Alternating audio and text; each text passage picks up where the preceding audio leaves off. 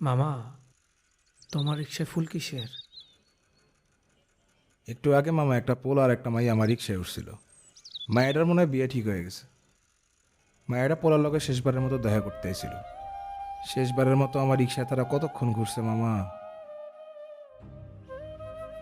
আমি বুঝতে পারছিলাম মায়েরা অনেক কান্না করতেছিল।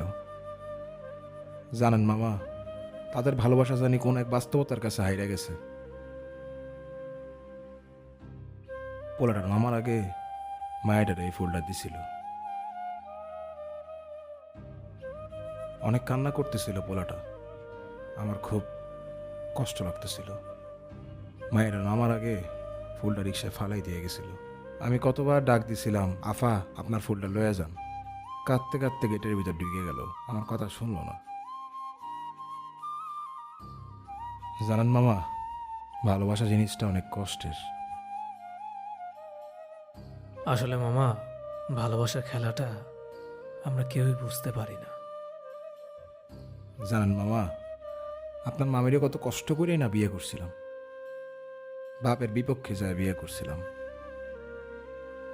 কিন্তু মামা জানেন, এখন আমরা অনেক সুখী মামা।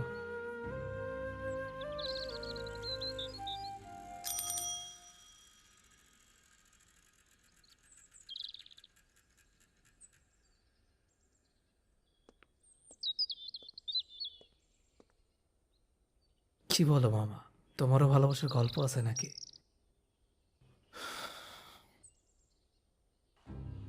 ভালোবাসার গল্প আছে কিনা মামা জানি না, কিন্তু আপনার মামিরে ভালোবাসা যখন বিয়ে করছিলাম, ওইটা ছিল আমার জীবনের সব থেকে কঠিন সময়।